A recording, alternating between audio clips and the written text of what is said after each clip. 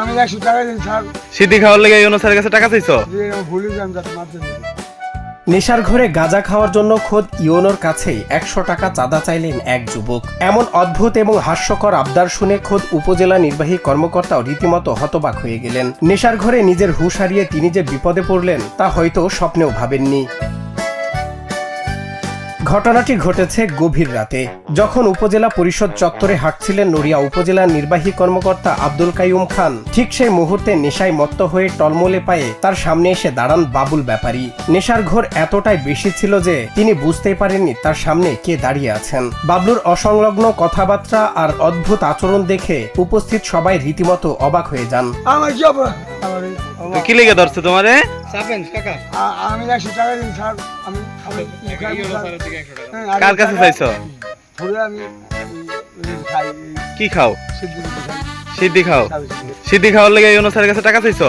ভুলে যান যাতে মারতে দিন। শরীয়তপুরের নড়িয়া উপজেলার শুভগ্রাম এলাকার বাসিন্দা বাবুল ব্যাপারী। নেশার টাকা জোগাড় করতে গিয়ে তিনি এতটাই বেসামাল হয়ে পড়লেন যে খোদ প্রশাসনের বড় কর্তার পকেটে হাত দেওয়ার মতো কাণ্ড করে বসলেন। তার এই হিতাহিত জ্ঞানহীন আচরণ উপস্থিত লোকজনের কাছে যেমন বিস্ময়ের কারণ হয়ে দাঁড়ায়, তেমনি তৈরি করে এক বিব্রতকর পরিস্থিতি।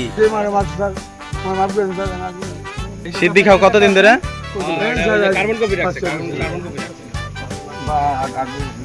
তোমার নাম কি? সাথে সাথে প্রশাসনের সদস্যরা তাকে আটক করেন এবং পরিস্থিতি নিয়ন্ত্রণে আনতে সেখানে তাৎক্ষণিক ভ্রাম্যমাণ আদালত পরিচালনা করা হয়। মাদকদ্রব্য সেবন ও অসদাচরণের দায়ে আদালত তাকে 6 মাসের বিনাশ্রম কারাদণ্ড প্রদান করেন। ইউএনও আব্দুল কাইয়ুম খান জানান, নেশাগ্রস্ত অবস্থায় লোকটি তার কাছে এসে গাঁজা খাওয়ার জন্য টাকা দাবি করেন, যার ফলে আইন অনুযায়ী তাকে তাৎক্ষণিক শাস্তির আওতায় আনা হয়।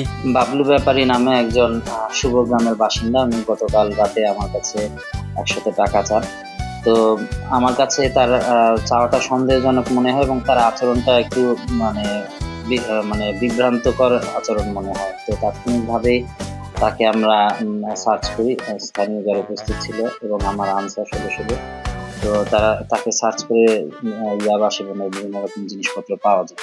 তো স্থানীয় যারা উপস্থিত ছিলেন তারা বললেন যে এটা উনি বেশ কয়েকজনের কাছে অলরেডি করে এসেছেন, যে বিভিন্নভাবে মানুষের কাছে টাকা চাচ্ছেন, তাদেরকে বিরক্ত করছেন এবং পরবর্তীতে জানা যায় যে সে ইয়াবা সেবন করে এসেছেন। ফলে ইয়াবা এবং গাঁজা খাওয়ার জন্য সে স্থানীয় যারা ওখানে ছিলেন বা পথচারী ছিলেন তাদের কাছে টাকা দাবি করছিল।